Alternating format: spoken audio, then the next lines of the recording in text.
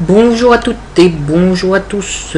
Aujourd'hui nous allons faire une petite vidéo sur la sécurité informatique et comment cette fois protéger nos cookies. Donc nous avons vu grâce à des techniques telles que les failles XSS qu'il est possible d'injecter du code afin de récupérer nos cookies et les informations qui y sont contenues, des informations qui peuvent parfois être sensibles. Donc ici j'ai fait un petit code où vous voyez que ici je crée un cookie du nom de pseudo et qui a comme valeur BigNai. Et ici c'est très simple, je fais un petit formulaire. Et si j'ai des données, tout simplement qu'est-ce que je fais? J'affiche le texte et j'affiche le cookie.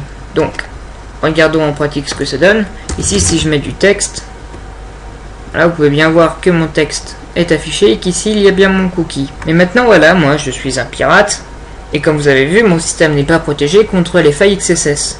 Donc qu'est-ce que je fais? Tout simplement je vais faire un script où j'alerte les documents.cookie comme nous avons fait lors du tutoriel sur les failles XSS. Et donc là, vous voyez que je peux voir le pseudo égale BigNai et le session ID, donc ceci est embêtant. Moi ce que j'aimerais c'est protéger mon cookie de pseudo qui vaut BigNai. Regardons un petit peu la documentation sur le setCookie. Donc ici nous pouvons voir qu'en réalité la fonction setCookie a beaucoup plus de paramètres que les trois que j'ai utilisés dans mon exemple. Il y a bien entendu le nom et la valeur et la date d'expiration, mais il y a également le path, le domaine, le secure et le HTTP only.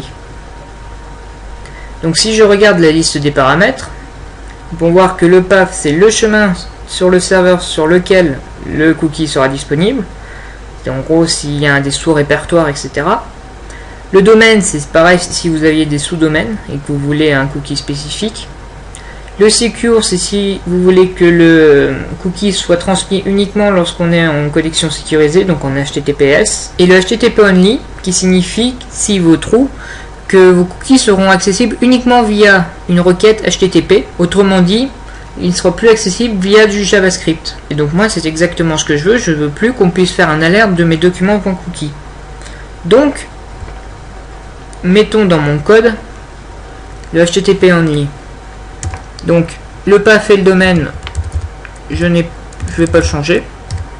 Le secure, je vais mettre false. Et par contre dans le HTTP only, je vais mettre true. Désormais j'actualise.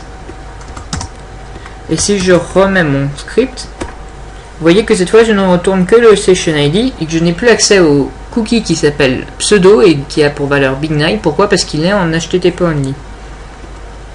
Il faut savoir qu'il y avait une faille qui s'appelait l'XST et qui consistait avec l'objet XHR d'envoyer une requête HTTP donc et d'en récupérer le header via la méthode trace. En réalité la méthode trace est une méthode comme get ou comme post qui consistait à, cette fois non pas à retourner des données comme les get et les post, mais qui consistait à retourner le header de la page appelée. Ici j'avais fait une page, voilà, trace.php, ou tout simplement j'instancie un objet XHR.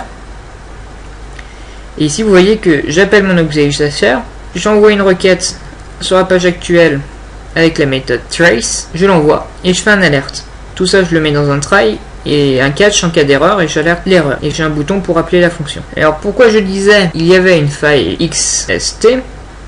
Et bien parce qu'en fait, regardez ici, je suis sur Firefox. Et si je vais sur la page trace.php et que j'appelle ma fonction, ici vous voyez que j'ai une exception avec une valeur illégale dans mon XHR.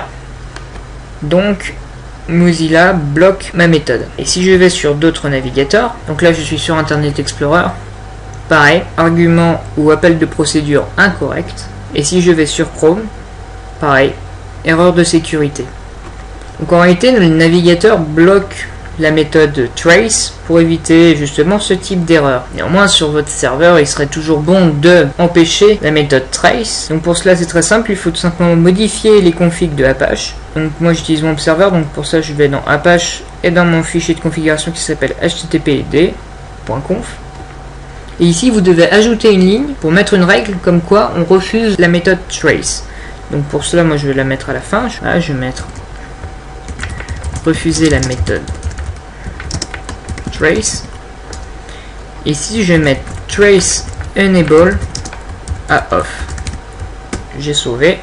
Si je pouvais faire une méthode trace, cela me retournait une erreur 403, donc une erreur d'accès interdit. Donc voilà, vous avez vu comment sécuriser vos cookies. Donc c'est une méthode supplémentaire, mais il faut bien entendu éviter l'injection du code en priorité, donc éviter les injections SQL et les failles XSS, mais c'est toujours une protection en plus qui est non négligeable. Donc voilà, j'espère que cette vidéo vous a plu et a été instructif, et à la prochaine fois.